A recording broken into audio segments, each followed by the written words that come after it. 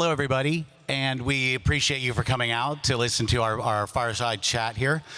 First, I'd like to introduce Drecka, who is going to be coming up to the stage now.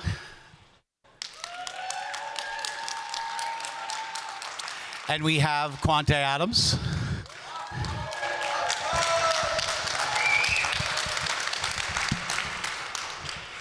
So we're going to be discussing how entrepreneurship can drive both within the industry and beyond. I'm going to let the guests go ahead and do their introductions themselves. First, we're going to have Drecka tell you about herself. Hello, so I'm Drecka Gates. I'm currently located in Mississippi, and I'm opening up my first solely owned, operated retail location in Mississippi, so I'm super excited about that.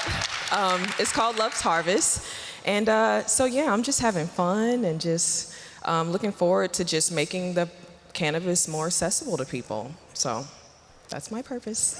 Thank you very much. Quante is going to talk, but first we're going to show a trailer. He's got a story he needs to tell everybody, and we're going to look at a trailer real quick to see it.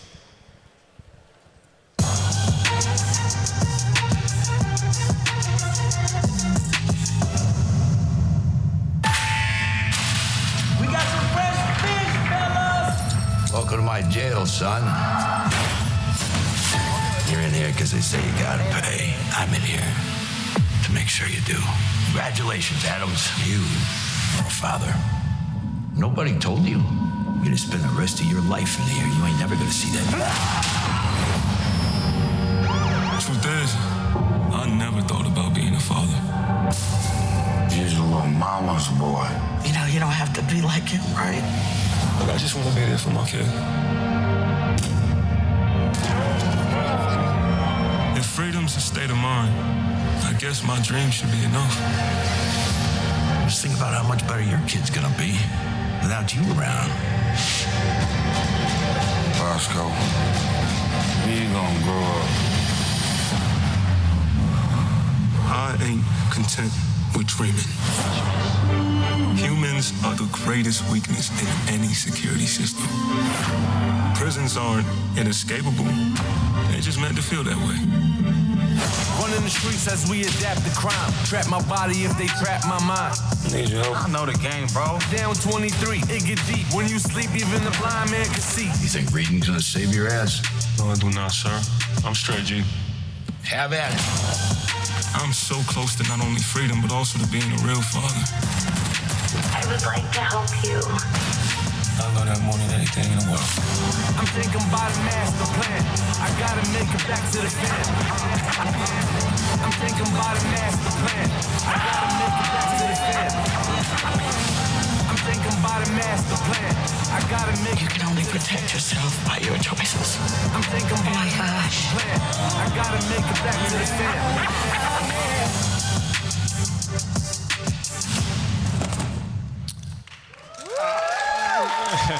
All right.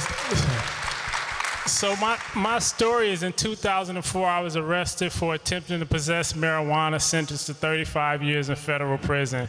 The time I found out that I had a child on the way, so I tried to escape to be there for my child, got caught, placed in solitary confinement, tried to escape again, got caught. After the second time, United States Marshals declared me an extreme escape risk, transferred me to maximum security, locked me in a cell 24 hours a day with the camera inside that cell.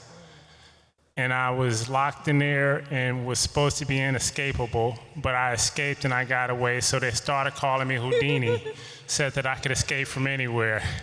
And so when I was captured, the National Geographic Channel produced a documentary about it, showed it all around the world, and I started getting a bunch of mail from people who didn't know me, and they said that I was smart. First time I ever heard that I was smart in my life. Been praised for selling drugs and different things, but never for having a degree of intellect.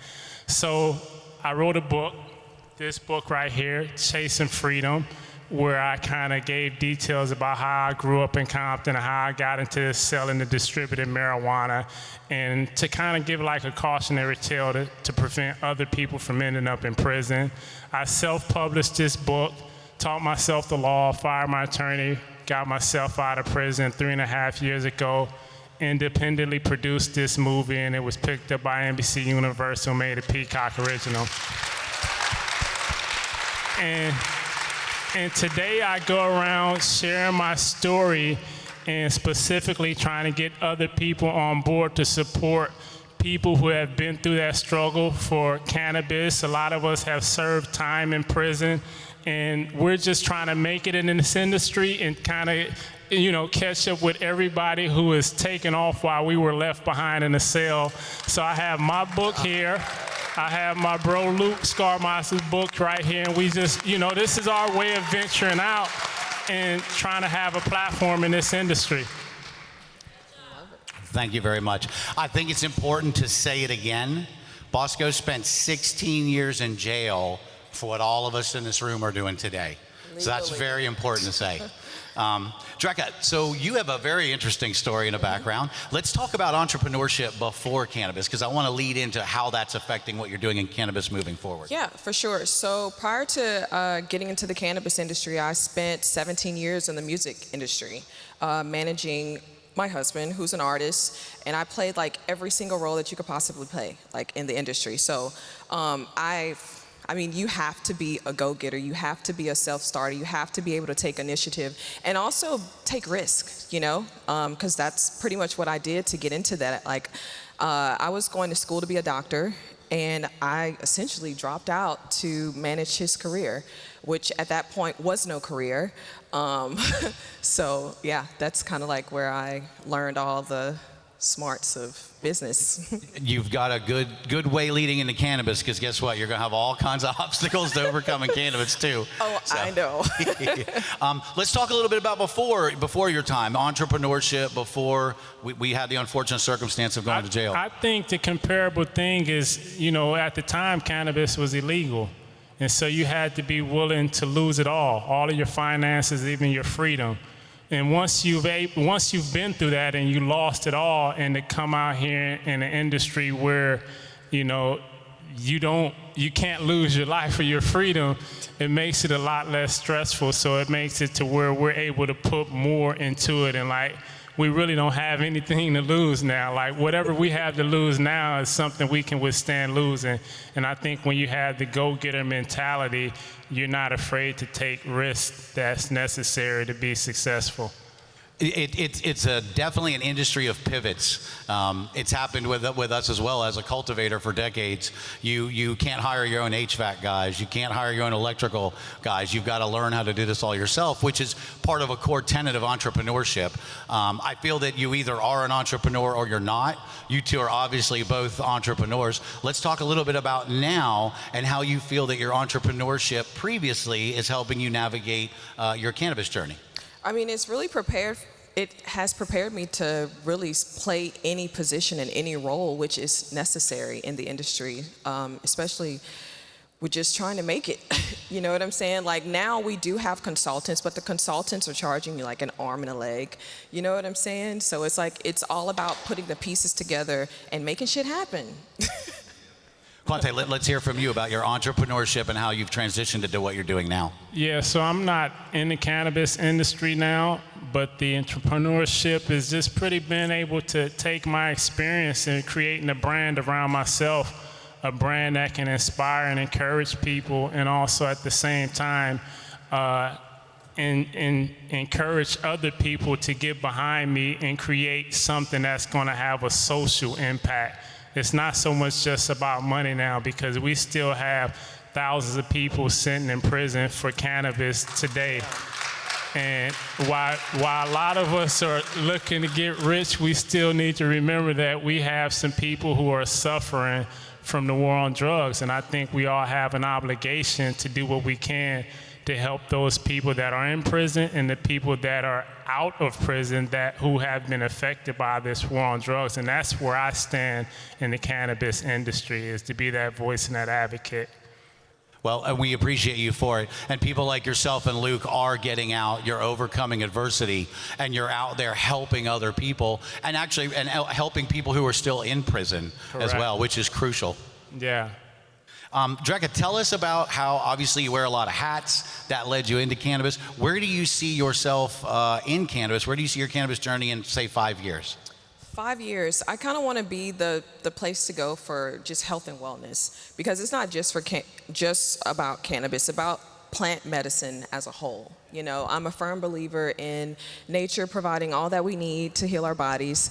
And so I see myself, I'm actually in the process right now of creating products that actually really, I'm not going to say that others don't work, but that actually really work. And so that's my goal, is to just bring health and wellness to everyone, just making it accessible. Absolutely. Well, and again, wearing all those hats are going to prepare you for doing that. Well, Quante, where are you seeing yourself in 5 years in the industry?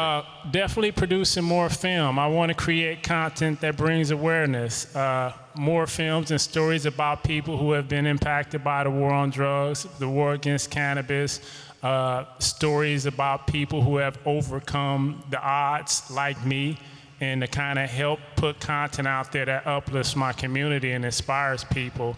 And anything associated with that is where I plan to be.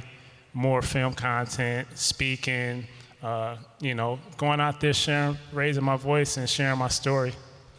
Excellent. And Quante has a booth next door if you want more information from him. Oh, yes, for sure. I have a booth. Please come out and support. Get a copy of the book. Show some support for those of us who have been through the system. Dreke, you are also in health and wellness. Yes. And you have plant-based products that you have. Tell us about that venture. So Dreke Wellness, it actually started in 2021. You know, COVID hit, so I wasn't touring. I wasn't really doing too much work in the music industry, and it just gave me the opportunity to finally do something that I'm passionate about. Because when I was younger, like, I was supposed to go to school and be a doctor, but took a detour.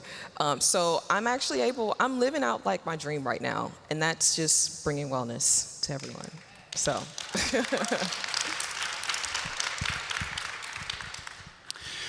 Quante, I want to hear a little bit from you about your experience in there and what helped get you through the 16 years. I know you said that you got rid of your own attorney, you became your own attorney, you learned the law.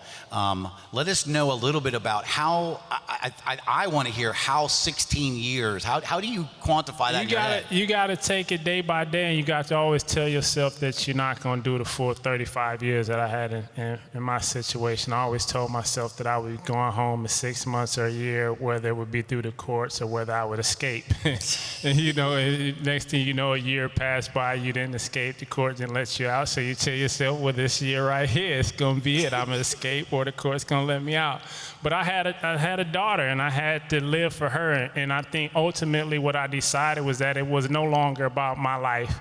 It was about her life, and it was about the generation that followed, and how can I be an asset to them? How can I not sacrifice my life? If I was going to die in prison, I didn't want it to be for dealing drugs or trying to get money. So now it became to where, how can I sacrifice my life and spend every day in prison that can have an impact on my daughter and the people that come behind me from my community. And I had to become a voice, and that's when I started writing and sharing my story and just living every day as if, what can I do to make my daughter proud? And what can I do today that would make her disappointed? And that's what I didn't want to do. Well, I mean, and that's a great guide. Going by what your children would think of you is always a good guide on how do you live your life. Dreke, you not only have a health and wellness, and we're talking about retail dispensaries. I found something interesting. You also own a blueberry farm. Tell us a little bit about your blueberry farm. Okay, so like at the end of 2019, I did like this plant medicine ceremony. And I had this download, and it was like, Dreke, why the hell are you out here? I was in California. And so I just decided to move to the farm, and lo and behold, like a few months later, COVID hit. So it was kind of like, it was amazing. But I had purchased a farm back in 2017, and it's my sanctuary, it's my oasis. It's kind of like where I found myself. It's kind of like, it's where I transformed, and I absolutely love it. Just getting back to nature is what's really like catapulted this entire journey for me. So. Well, you are the definition of an entrepreneur with the different things you've done. Yes. I think that's really the underlying theme with both of you. There was entrepreneurship prior, during, and now.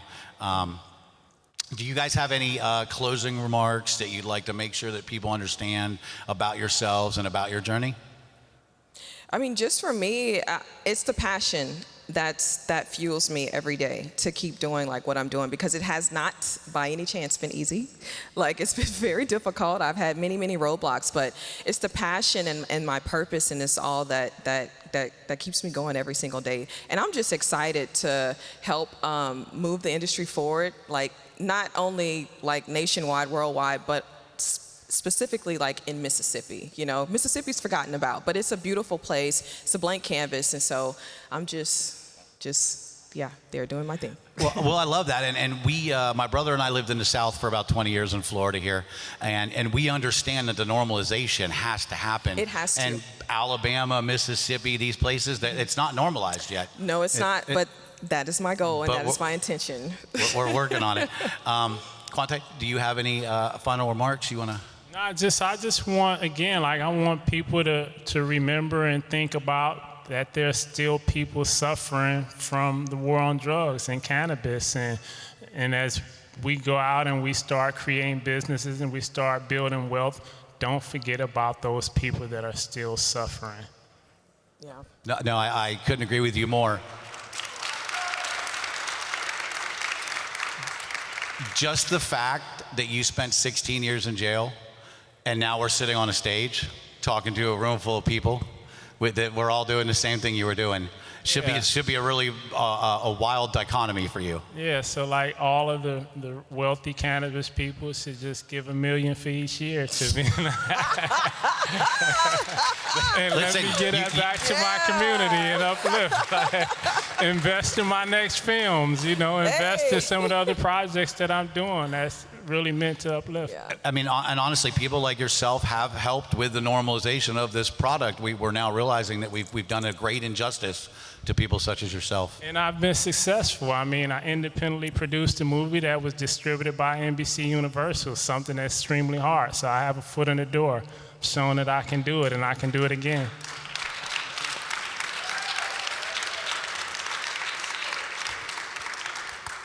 We would like to thank you all for coming out. I'm honored to share the stage with a couple of entrepreneurs like these. And, you know, we hope you all have an amazing conference and you make the connections you were looking for. Come stop by the booth. It's booth 113 in the exhibit hall. I'll be waiting for you guys. Thank you all very much.